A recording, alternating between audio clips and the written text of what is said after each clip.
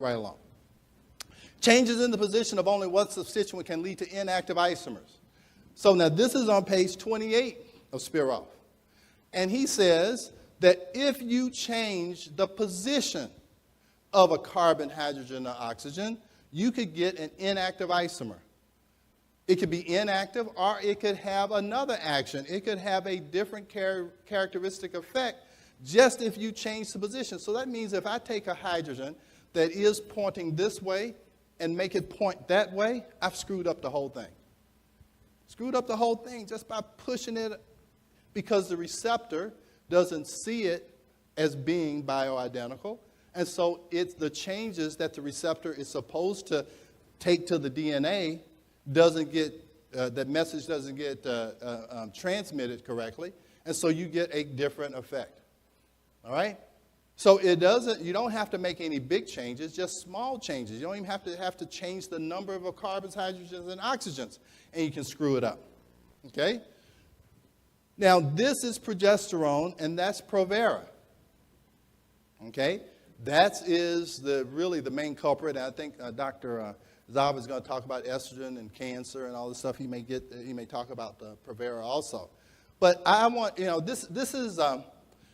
this happens to be, I told you I make patients honorary gynecologists when I speak to lay people. And I tell them they must know that estrogen promotes growth and progesterone promotes differentiation.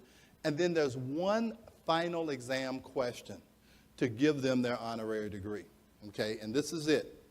And they have to study hard for this. Okay, but I have just about 100% graduation rate. Okay, so we have our layperson example here, and we probably have some others here. But this is the final exam to become an honorary gynecologist. Are y'all ready? Y'all ready for it? Okay. This is it. Does that look different than that? Now take your time. You don't have to. You can fill it out on that CME sheet. We just need to know the answer before you leave. But for you real bright people, does this look different from that? Yes? Okay. Now, how many OBGYNs are here?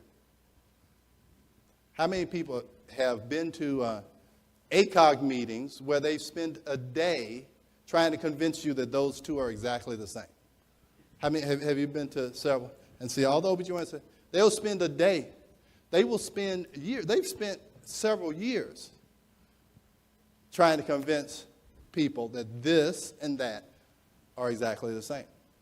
And Dr. Spiroff said, you don't even have to make that big of a change.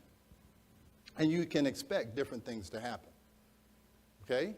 So, if you try and put that into a person's body and a receptor sees it, just like you can recognize it's different, that progesterone receptor recognizes that it's different also.